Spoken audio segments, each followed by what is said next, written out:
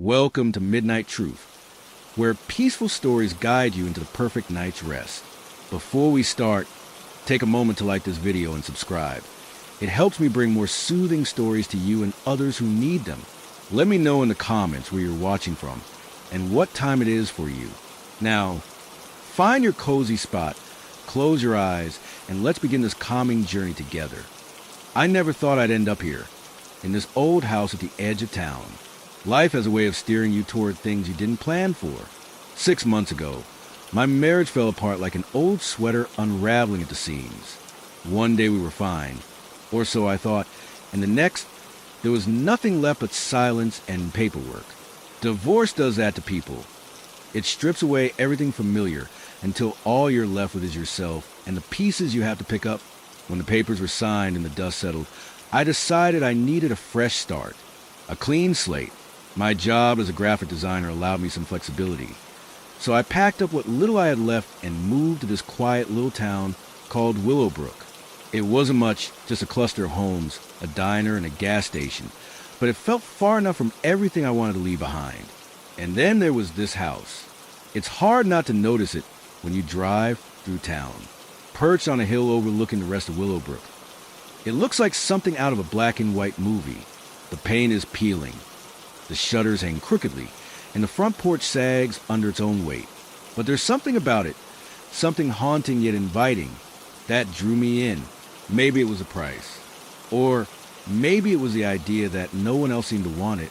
The real estate agent, a wiry man named Mr. Hargrove, tried his best to sell me on his charm. Lots of character, he said, though I could tell even he didn't believe it. Still, I signed the lease without thinking too much about it. What did I have to lose? It wasn't like I had anywhere else to go. Moving was easier than I expected. There weren't many boxes to unpack, just clothes, books, and a few keepsakes I couldn't bear to part with. The house smelled musty, like damp wood and old paper. But I figured airing out would help. The first night, I walked through each room, trying to get a feel for the place. The creaking floorboards echoed with every step, and the walls groaned softly, like they were adjusting to having someone inside again after years of emptiness. There are 3 bedrooms upstairs, though only one has been cleared out enough to use. The kitchen is tiny but functional, and the living room has a fireplace that looks like it hasn't been lit in decades. Downstairs, there's a basement door tucked away in the corner of the hallway. I haven't opened it yet. It feels off somehow, like it's hiding something I'm not ready to face. The backyard slopes down toward the woods, where tall trees loom like silent sentinels. At night, their branches scrape against the windows, casting shadows that dance across the walls. It's peaceful here in a strange sort of way. Quiet, lonely even, but loneliness doesn't bother me anymore. Not after everything. For now, I've settled into a routine. Wake up, make coffee, work from the dining table since it doubles as my desk, take walks around the neighborhood to stretch my legs, and then spend the evenings reading or watching TV.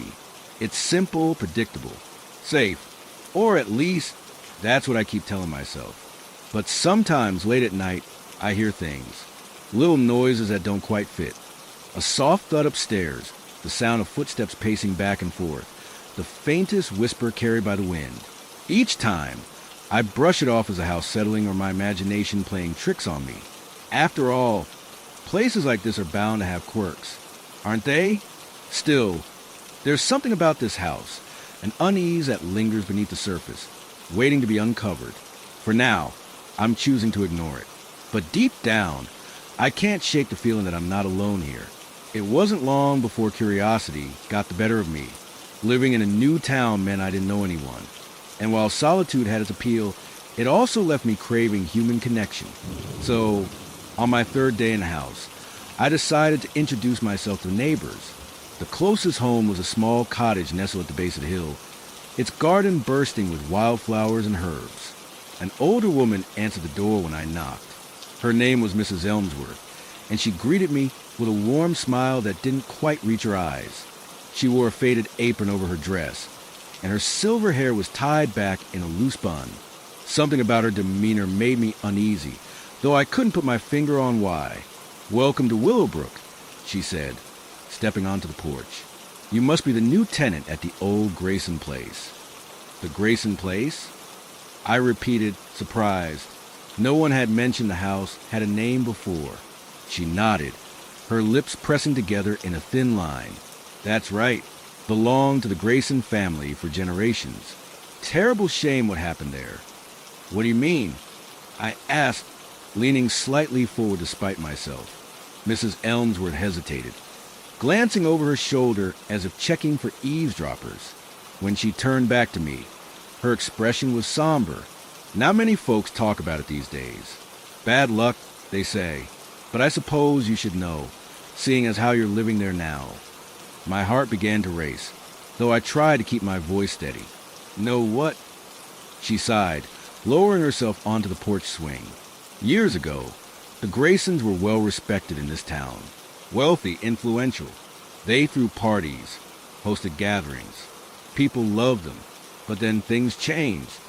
She paused, her gaze distant, as if reliving memories she'd rather forget. The last owner, Elias Grayson, was obsessed with the occult. Strange books, rituals, seances.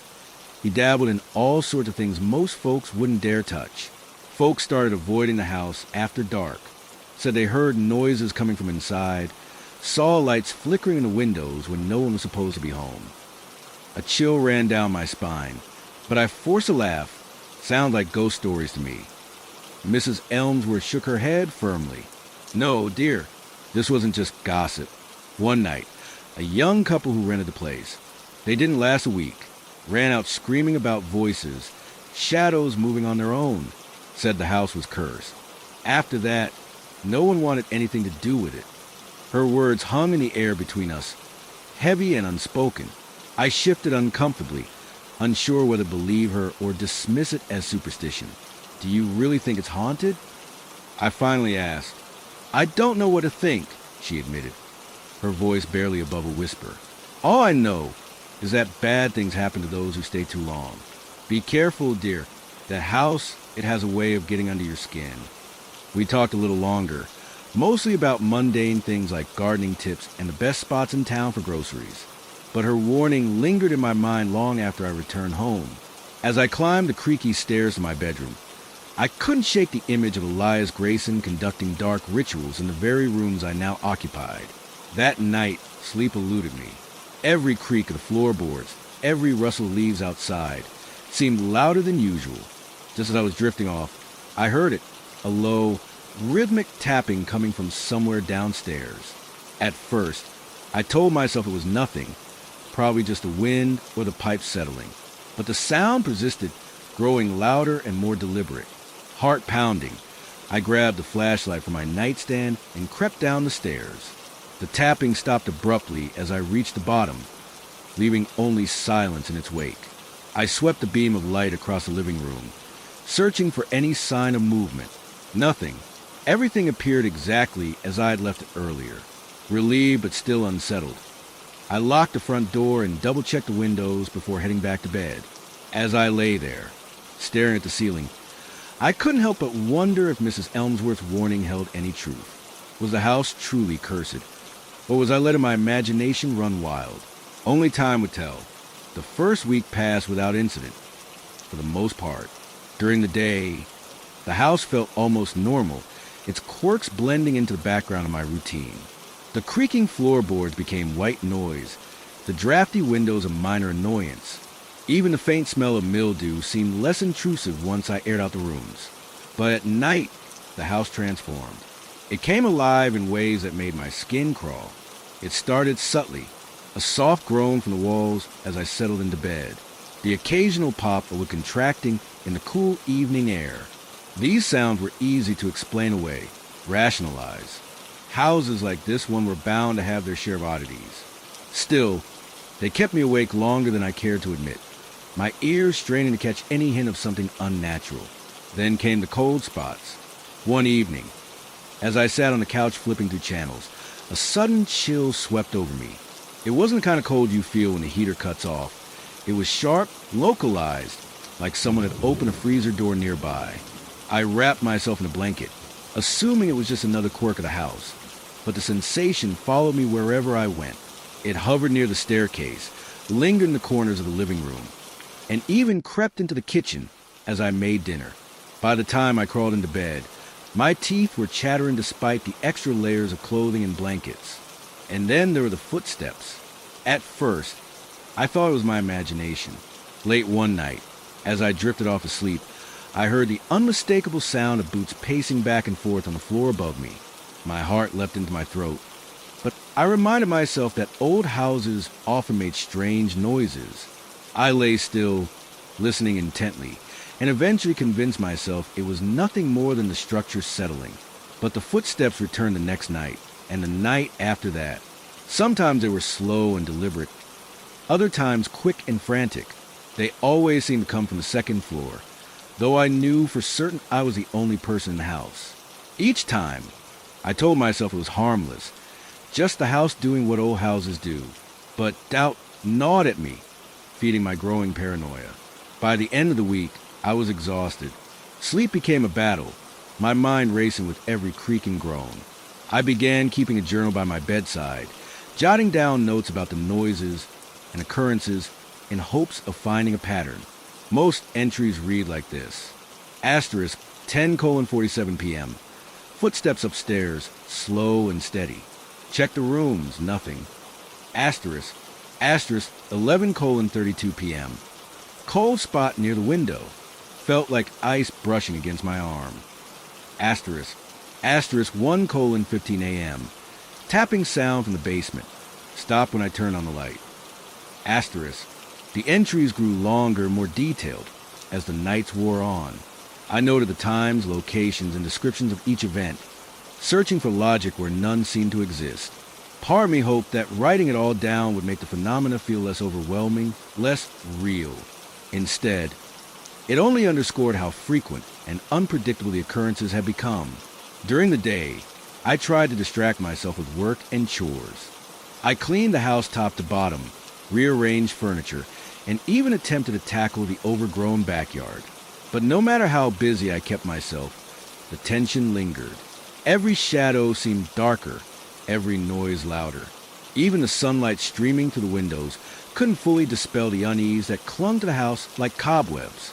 One afternoon, while organizing the cluttered pantry, I found an old key wedged between two shelves. It was small and tarnished, its edges worn smooth with age. For reasons I couldn't explain, I slipped it into my pocket, feeling a strange pull toward it. Later that night, as I stared at the key resting on my nightstand, I wondered if it might unlock something important. Perhaps answers to the mysteries plaguing the house. Or perhaps it would open a door better left closed. Despite my growing anxiety, I refused to give in to fear. I told myself I was strong enough to handle whatever the house threw at me. Rational explanations existed for everything, didn't they? Yet deep down, I knew the truth. The house was changing. Its whispers were growing louder, its presence more insistent. And I wasn't sure how much longer I could pretend otherwise. The key burned a hole in my pocket the next morning, both literally and figuratively. It was heavier than it looked, its tarnished surface cool against my palm whenever I touched it. I couldn't shake the feeling that it belonged somewhere specific, that it was meant to unlock something hidden within the house. But where? And why did the thought of using it fill me with equal parts dread and curiosity? I spent hours wandering the house, inspecting every drawer, cabinet, and doorframe for a lock that might match the key. Most of them were too modern, their mechanisms incompatible with the ancient-looking object. Frustrated but determined, I turned my attention to the basement, the one place I hadn't dared explore yet. The basement door stood at the end of the hallway, its wooden surface warped and splintered with age. A thick layer of dust coated the handle, untouched for years. I hesitated before turning the knob, my pulse quickening as the door creaked open to reveal a steep, narrow staircase descending into darkness. The air smelled damp and earthy, carrying with it the faint scent of rot. My flashlight flickered as I descended, casting shaky beams of light over bare stone walls and exposed ceiling beams. At the bottom, I found a labyrinth of forgotten spaces. Boxes stacked haphazardly, their contents spilling onto floor. Rusty tools hanging from hooks on the wall. A workbench covered in sawdust and spiderwebs. And then, tucked away in the farthest corner, I saw it, a small, iron-bound chest sitting atop a rickety shelf. My breath caught in my throat. The chest looked ancient, its surface etched with intricate carvings of symbols I didn't recognize. They twisted and curled like vines, forming patterns that seemed almost alive under the dim light. My hands trembled as I lifted the chest down and set it on the floor. The key fit perfectly into the lock. For a moment, I froze, my fingers hovering over the key. What if opening it unleashed something I couldn't control? What if Mrs. Elmsworth's warnings were true? But curiosity outweighed caution. With a deep breath, I turned the key. The lock clicked and the lid creaked open. Inside, I found a leather-bound journal, its pages yellowed and brittle with age. Carefully, I flipped it open to the first entry, written in spidery handwriting that slanted sharply across the page. The date stamped at the top read October 12, 1897. Tonight, I begin my journey into the unknown. The entry began. Asterisk. The rituals described in the grimoire speak of power beyond mortal comprehension, of doors that lead to realms unseen. I will not falter. The Grayson legacy demands greatness. Asterisk. My stomach churned as I read further. The journal belonged to Elias Grayson himself, chronicling his descent into obsession with the occult. He wrote about summoning spirits, performing blood rites, and communing with entities he referred to only as the Watchers. Each entry grew more unhinged, detailing visions of shadowy figures lurking in the corners of his vision, whispers that spoke directly into his mind, and sensations of being watched even when alone. One passage sent a shiver down my spine. Asterisk, they are here, though they remain unseen. Their presence is palpable, a weight pressing upon my soul. They whisper promises of knowledge, of dominion over life and death. Yet I sense malice beneath their words, a hunger that cannot be satisfied. Still, I press on. To turn back now would invite ruin. Asterisk, flipping to the pages, I discovered sketches of strange sigils, notes on lunar cycles, and instructions for rituals designed to open the veil. The final entries were barely legible, scrawled in haste as if written in terror. Asterisk, they grow stronger. The walls between worlds weaken. I fear I have summoned something I cannot banish. If anyone finds this journal, beware. Do not disturb what lies dormant. Seal the chest and bury it deep. Burn this house to the ground if you must, but do not let them escape. Asterisk, I slammed the journal shut, my hands shaking violently. The air in the basement felt colder now, oppressive, as if the shadows themselves had thickened around me.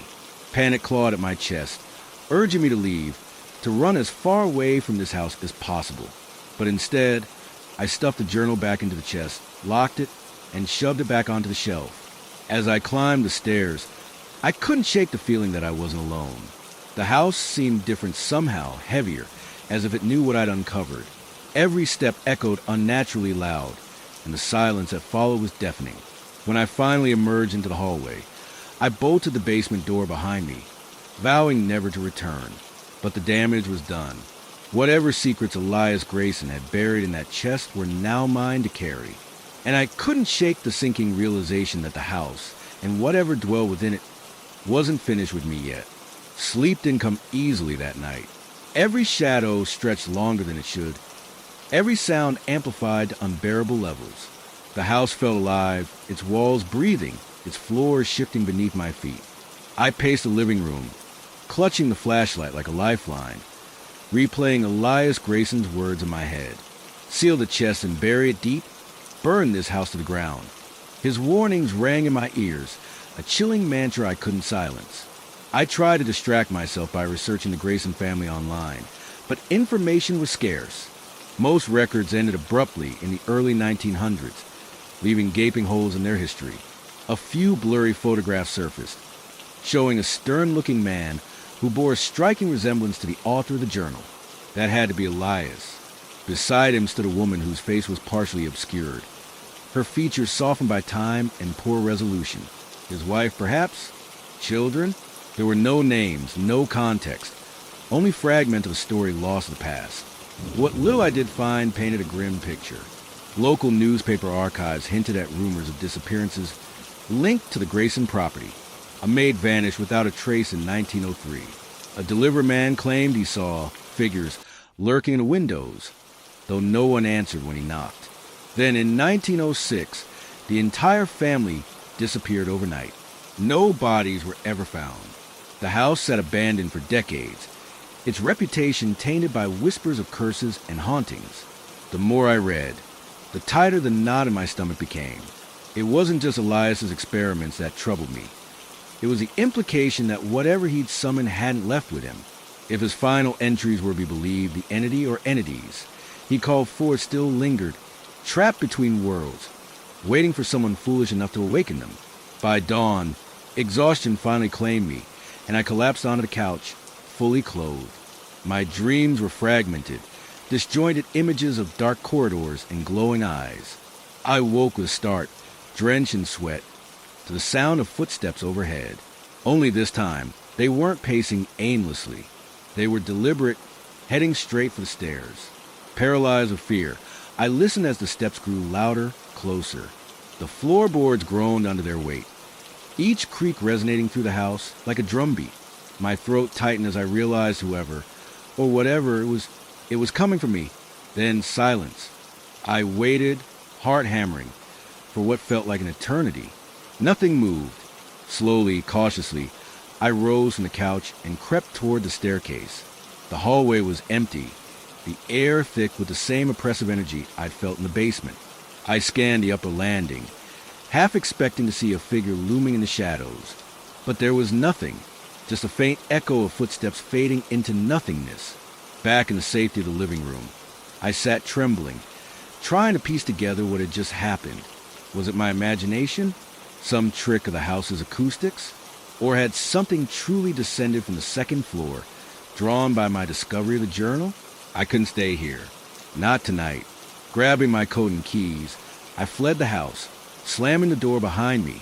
The cold night air hit me like a slap, grounding me momentarily. I drove aimlessly, circling the quiet streets of Willowbrook until the adrenaline ebbed and reason began to seep back in. But even as I returned home later that night, the unease remained. The house greeted me with its usual creaks and groans, but now they carried a sinister undertone. I locked every door and window, checked the basement twice to ensure it was secure, and barricaded myself in the living room with a baseball bat I'd found in the closet. As I lay awake, staring at the ceiling, I couldn't stop thinking about the journal, about Elias's warnings, about the footsteps that had chased me down the stairs. Whatever I'd awakened, it wasn't content to stay hidden anymore, and I had a sinking feeling that running wouldn't be enough to escape it. The following days blurred together in a haze of paranoia and dread. I barely slept, jumping at every sound, scrutinizing every shadow. The house seemed to mock me, its quirks escalating into outright hostility. Doors slammed shut on their own. Lights flickered unpredictably. And the footsteps, those relentless, deliberate footsteps, followed me everywhere, echoing to the halls like a predator stalking its prey. I tried to convince myself it was stress, fatigue, anything but the supernatural. But denial only took me so far. By the fourth night, I couldn't ignore the truth any longer. It started with the whispers. At first, they were faint, barely audible over the hum of the refrigerator or the rustle of leaves outside. Soft murmurs, indistinct and muffled, as if spoken from a great distance. I dismissed them as a wind, the house settling, anything rational, but they grew louder, clearer, until I could make out individual words. Stay. Join us. You belong. The voice or voices were impossible to pinpoint, shifting direction with each syllable. They came from everywhere and nowhere, surrounding me, invading my thoughts. I pressed my hands over my ears, willing them to stop, but the whispers seeped through like water leaking through cracks. They weren't just in the air. They were inside my head, desperate for answers. I returned to the journal. Maybe Elias had documented something similar, some clue about how to fight back. I retrieved the chest in the basement, my hands trembling as I unlocked it and pulled out the worn leather book. Flipping through the pages, I searched for anything that matched what I was experiencing. Finally, I found a section titled Asterisk, the Manifestation Phase. Asterisk, Elias described this stage as the point where the entities crossed over, anchoring themselves to the physical world. He warned of auditory hallucinations, feelings of being watched, and an overwhelming sense of dread. According to him, these symptoms signal the beginning of the end, the moment when the watchers claim their host. Resist, he wrote. Do not engage. Do not acknowledge their presence. To do so is to invite destruction. His advice offered little comfort. How could I resist something I couldn't see, couldn't touch? The whispers intensified, wrapping around me like chains. I stumbled to the bathroom, splashing cold water on my face, hoping to clear my mind. But when I looked into the mirror, I froze. Behind me, reflected in the glass, stood a figure cloaked in shadow. Its form was indistinct, shifting and writhing like smoke caught in a breeze. 2 pinpricks of light glowed where its eyes should have been, piercing through the darkness. My reflection screamed, but no sound escaped my lips. I spun around, heart pounding, but the room was empty. Yet the mirror, the figure remained, unmoving, its gaze fixed on mine. I backed away slowly, refusing to take my eyes off it. The whispers grew deafening, a cacophony of voices overlapping, pleading, demanding. I slammed the bathroom door shut and leaned against it, panting, my body slick with sweat. This wasn't happening. It couldn't be real. But it was. And worse, it wasn't done with me. The mirror became a battlefield, a portal through which the watchers taunted me. Each time I entered the bathroom, I avoided looking directly at it, fearing what I might see. But avoidance only fueled their persistence. Shadows danced along the edges of my vision, twisting and contorting into shapes that defied logic. The air grew heavier, pressing down on me like a suffocating weight. Sleep became impossible. Even closing my eyes brought flashes of those glowing, malevolent eyes staring back at me. Desperation drove me to act. I rummaged through the house, searching for anything that might offer protection. A talisman, a weapon, anything. In the attic, I found an old trunk filled with dusty relics. Crucifixes, salt containers, bundles of dried herbs. None of it seemed particularly powerful, but I clung to the hope that ritualistic symbols might hold some sway over the entities haunting me. Armed with a handful of items, I fortified the house. Salt lines crisscrossed doorways and windows. Crucifixes hung on walls. Herbs burned in bowls, filling the air with a pungent, earthy aroma. For a brief moment, the atmosphere shifted. The whispers quieted.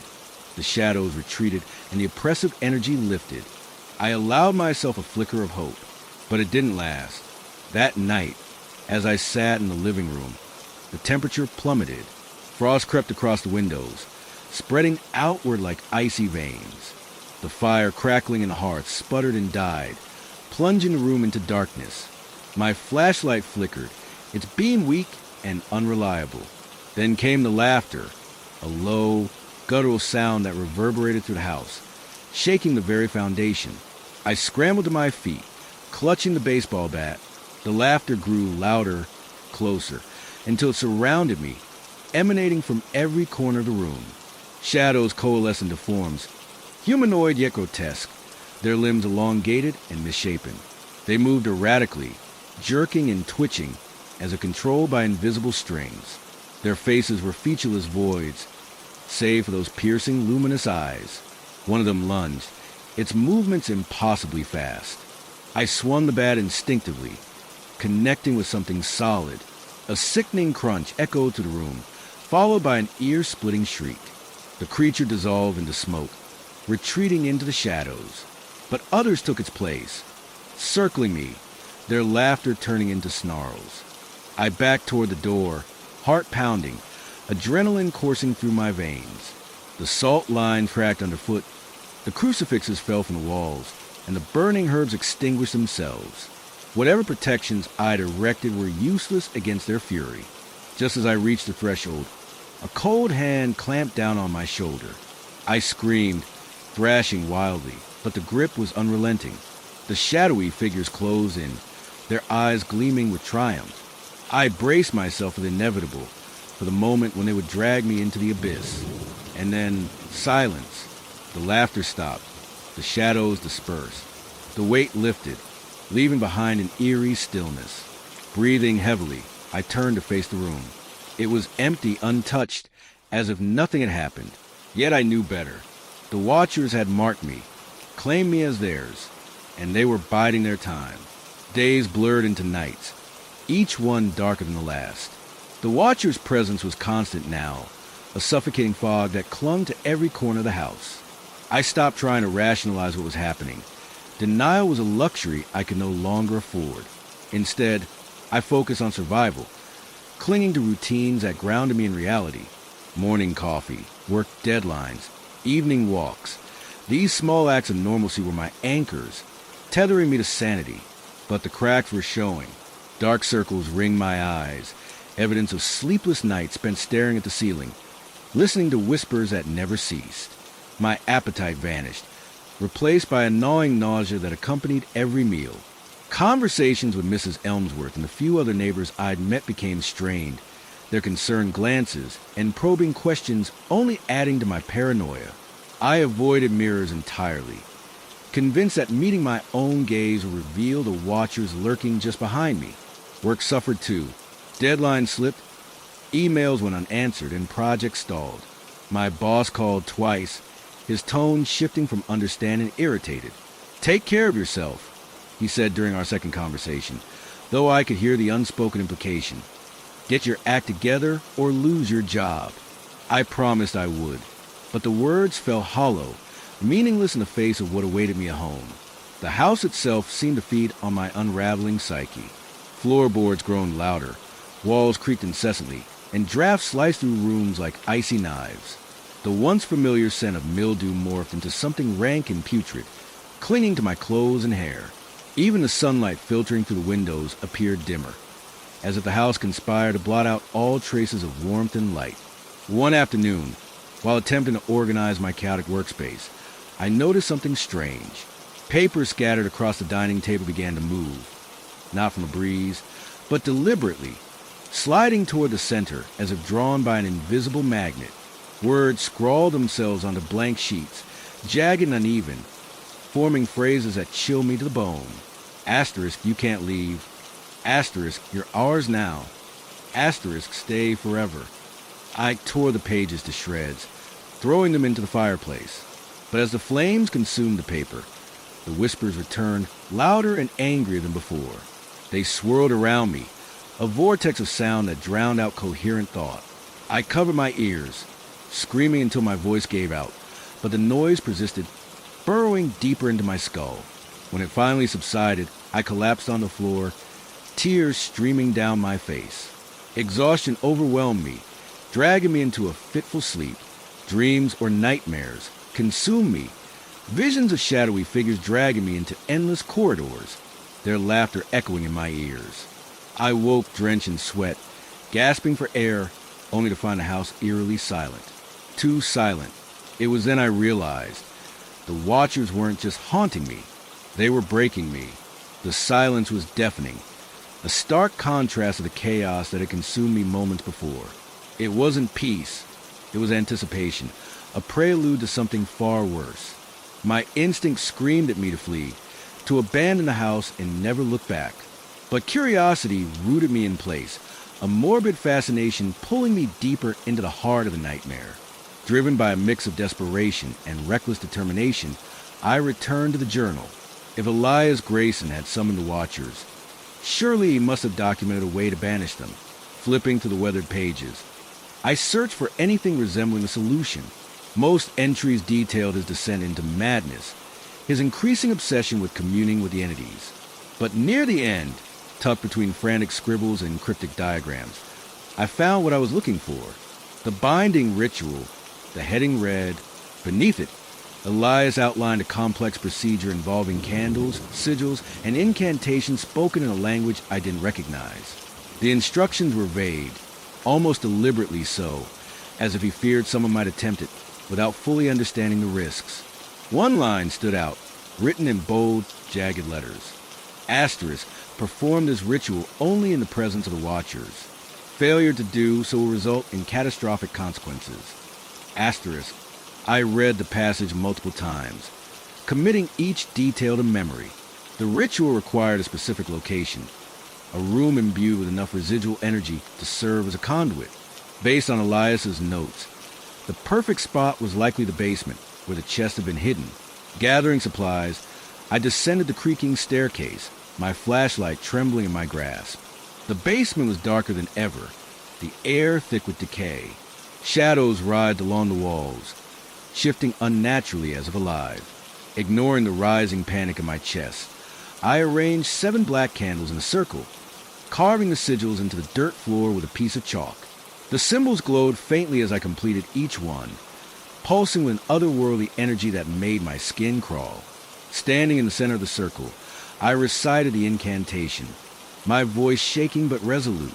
The words tasted foreign on my tongue, harsh and guttural, as if they belonged to a language spoken in nightmares. With each syllable, the temperature plummeted, frost spreading across the walls. The whispers returned, louder and more frenzied, swirling around me like a storm. Suddenly, the shadows surged forward, coalescing into the same grotesque figures I'd encountered before. Their eyes blazed with fury, their distorted forms writhing as they pressed against the barrier created by the candles. I continued chanting, my voice cracking under the strain. The sigils flared brighter, emitting a blinding light that forced the entities to retreat. For a moment, it worked. The watchers recoiled, their screams piercing the air. But then, the ground beneath me trembled, the sigils cracking as if struck by an unseen force. The light dimmed, flickering precariously. I stumbled backward, tripping over the edge of the circle. The barrier shattered. The watchers descended upon me, their laughter triumphant. Cold hands gripped my arms, dragging me toward the center of the room. I fought back, kicking and screaming, but their strength was overwhelming. Just as I thought it was over, a surge of heat erupted from the broken sigils, engulfing the room in flames.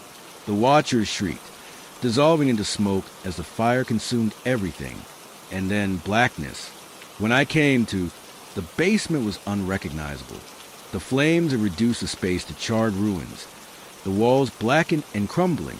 Smoke hung heavy in the air, stinging my lungs with every shallow breath. My body ached, bruises blooming across my arms and legs, but miraculously I was alive. Barely, coughing violently.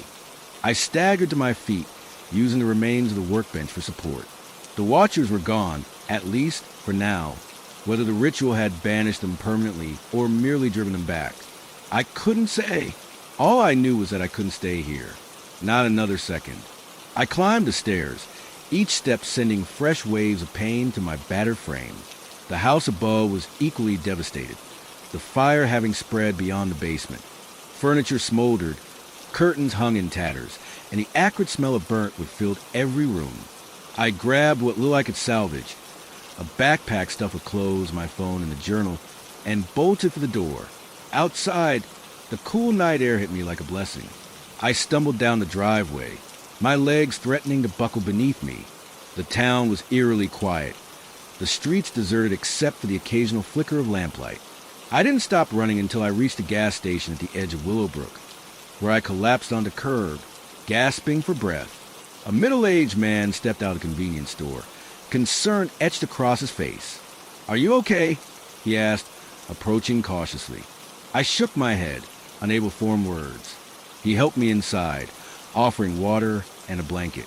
As I sat there, trembling and disoriented, I realized I had no idea what to do next. My home was destroyed, my belongings reduced to ash. The watchers might still be out there, waiting for their chance to return. But worst of all, I couldn't shake the feeling that the fire hadn't been an accident. The ritual had unleashed something far greater than I'd anticipated, something that neither Elias nor I could have foreseen. The house and the curse it harbored had retaliated, turning its wrath inward to consume everything it touched. The days that followed were a blur of uncertainty and fear. After calling the authorities and explaining the fire, carefully omitting any mention of supernatural forces, I stayed with Mrs. Elmsworth, who welcomed me into her home without question. She didn't press for details, though her worried glances and hesitant silences suggested she suspected more than she let on. For her kindness, I was grateful, but I couldn't bring myself to confide in her. How could I explain what had happened without sounding insane? Sleep remained elusive, my nights plagued by vivid nightmares of shadowy figures and glowing eyes. Even awake, I felt their presence lingering at the edges of my consciousness, a constant reminder that the Watchers weren't truly gone. They had marked me, claimed me as theirs, and no amount of distance or destruction could sever that connection. During the day, I occupied myself with practical matters, filing insurance claims, arranging temporary housing, sorting through the remnants of my life. The temporary housing turned out to be a small studio apartment on the other side of Willowbrook, miles away from the Grayson house. It was cramped and sparsely furnished, but felt safer, sanctuary from the horrors I'd left behind. Or so I told myself. Yet no matter how far I ran, the unease followed me like a shadow. Every creak of the floorboards in my new place sent my heart racing. Every whisper of wind against the window made me glance over my shoulder, half expecting to see glowing eyes staring back. I tried to rebuild some semblance of normalcy. Work emails resumed, deadlines were met, and neighbors greeted me with polite smiles. On paper, life appeared to have returned to its predictable rhythm. But beneath the surface, cracks widened daily. My hands shook when I held a pen. My appetite remained non-existent, and dark circles under my eyes deepened with each passing night. I avoided mirrors entirely, terrified what or who I might see reflected there.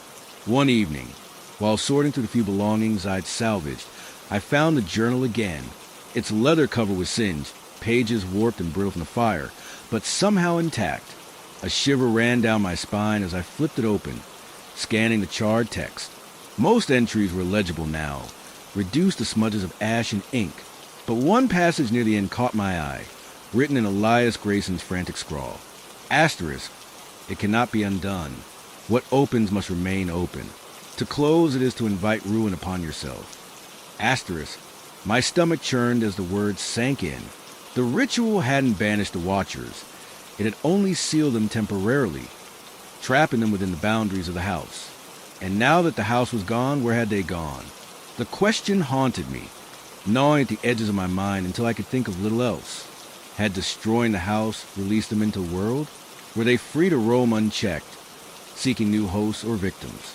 Or worse, had they latched onto me, following me wherever I went? That night, the whispers returned. At first, they were faint, almost imperceptible. A soft murmur carried on the breeze outside my window, then louder, clearer, until the voices surrounded me once more. "You can't escape," they hissed, their tone both mocking and triumphant. Asterisk, we are part of you now. Asterisk, I bolted upright in bed, clutching the blanket tightly around me. The room was pitch black, the digital clock on the nightstand casting a faint red glow. For a moment, everything was still, the kind of silence that precedes a storm. And then I felt it. A weight settled on the edge of the mattress, pressing down with an unnatural heaviness. My breath hitched as cold air seeped through the sheets, wrapping around me like icy fingers. Something leaned closer, its presence suffocating. I squeezed my eyes shut, praying it would pass, but the sensation only grew stronger. A low chuckle reverberated in my ears, sending chills down my spine. When I opened my eyes, the room was empty, but the indentation on the bed remained, proof that whatever had been there wasn't just in my head. Days turned into weeks, and the occurrences grew bolder. Objects moved on their own. Shadows danced along the walls, twisting into familiar shapes. The whispers became constant companions, weaving through my thoughts like venomous threads. No matter how hard I tried to ignore them, they persisted, wearing me down piece by piece. Desperate for answers, I reached out to Mrs. Elmsworth. She listened quietly as I recounted everything. The journal, the ritual, the fire, and her expression grew increasingly grave. When I finished, she sighed, shaking her head slowly. "You've done something terrible," she said finally, her voice barely above a whisper. "That house, it wasn't cursed because of Elias. It was cursed because of what he unleashed. And now," she trailed off, unwilling or unable to finish the thought. "But what do I do?" I pleaded, tears welling in my eyes. "How do I fix this?" She hesitated, then placed a weathered hand on mine. "Some things can't be fixed," she murmured. "All you can do is keep moving. Stay ahead of it if you can." Her words offered little comfort. If anything, they confirmed my worst fears. The Watchers weren't confined to the house. They were bound to me now, tethered by whatever connection the ritual had forged. Destroying the house hadn't ended the curse. It had simply transferred it. In the final days before I fled Willowbrook altogether, I began hearing stories, whispers among the townsfolk, about strange happenings since the fire, lights flickering in neighboring homes, footsteps echoing in empty rooms. People claimed to see figures lurking in the woods surrounding the ruins of the Grayson property, their forms indistinct yet unmistakably malevolent. Mrs. Elmsworth urged me to leave, warning that staying any longer would only make things worse. Reluctantly, I packed what little I had left and drove away from Willowbrook, leaving behind the life I'd barely begun to build. As I crossed the town line, I allowed myself a fleeting moment of hope. Maybe distance would weaken their hold. Maybe time would erase the bond entirely. But even as I sped down the highway, the whispers lingered in my ears, softer now but undeniably present. In the rear-view mirror, I swore I saw a pair of glowing eyes reflected in the darkness, watching me disappear into the night. Months later, I sit in a new city, in a new apartment, try to convince myself that I'm safe. The nightmares have lessened. The footsteps no longer echo in the halls. But sometimes late at night, I hear it, a faint tapping, rhythmic and deliberate, coming from somewhere nearby. And though I tell myself it's just the pipes or the wind, I know better. Because deep down, I understand the truth. The Watchers aren't gone. They're waiting for the next house, the next victim, the next soul foolish enough to answer their call. And maybe, just maybe, they're waiting for me to slip up again.